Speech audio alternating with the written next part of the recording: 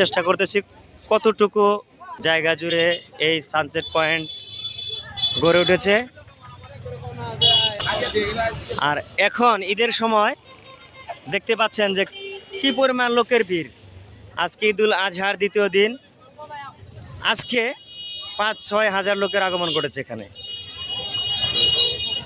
তো আমি দেখানোর চেষ্টা করতেছি, দেখেন।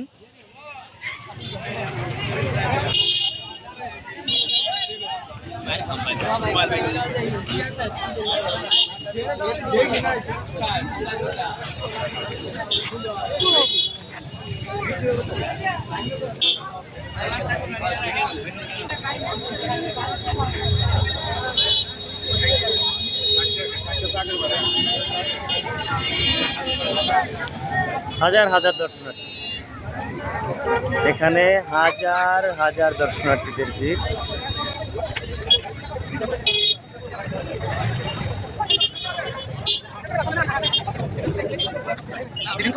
দেখেন দর্শনার্থীদের ভিড়।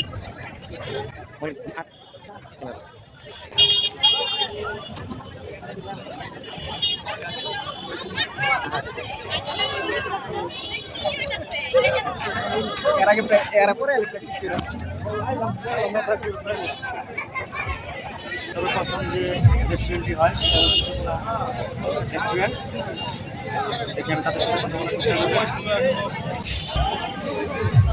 এই যমুনা রেস্টুরেন্টের যে মালিক তার সাথে কথা বলার চেষ্টা করি, দেখি।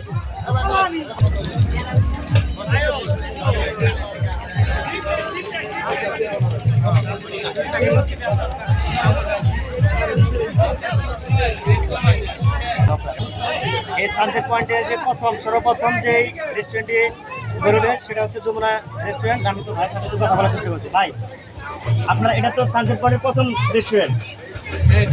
আচ্ছা, এখনো পর্যন্ত যে ঈদের আনন্দ উপভোগ করার জন্য এর পাশাপাশি কয়েকটা রেস্টুরেন্ট করে উঠেছে, কিন্তু আপনারা প্রথম এবং ভিড় অনেক বেশি দেখলাম। তো এখানে কেমন বেচা কিনি হয় আপনার প্রতিনিয়ত? মোটামুটি আপনার আচ্ছা, আমার কম বেশি হবে। হ্যাঁ, ঈদের সময় বেশি হয়। জি জি। আচ্ছা, তাতে কত কত হাজার লোক এখানে আসে? অসংখ্য ধন্যবাদ। তো আসলে বুঝতেই পারছেন অনেক বেচা কিনি এবং কি কাস্টমারের চাপ। এই যে 10টা লাচ্ছি সিট তো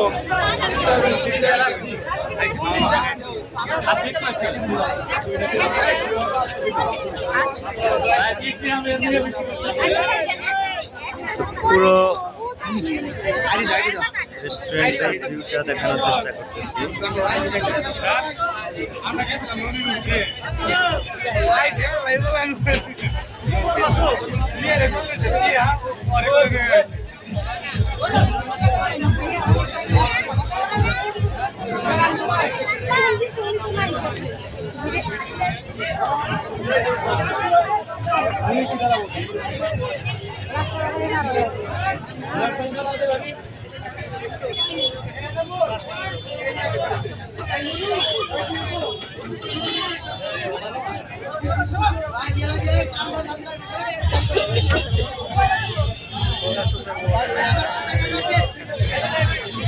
আসলে দেখতেই পাচ্ছেন যে এই রেস্টুরেন্টগুলোতে দর্শনার্থী ভাইদের প্রচুর ভিড়, এবং কি যারা এই রেস্টুরেন্ট পরিচালনা করার দায়িত্বে রয়েছেন, মেনটেনেন্স যারা করছে, তাদের অর্ডারগুলো মানে তারা অর্ডারগুলো কনফার্ম করে, এবং কি আধা ঘন্টা লেট করে হলেও তাদের খাবার তারা পরিবেশন করছে খুবই ব্যস্ততার মধ্যে।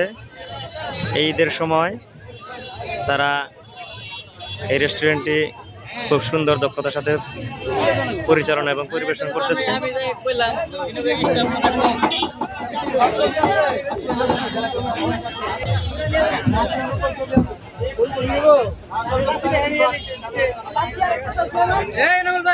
খাতা নেন, তুই খাতা নিয়ে আসিস।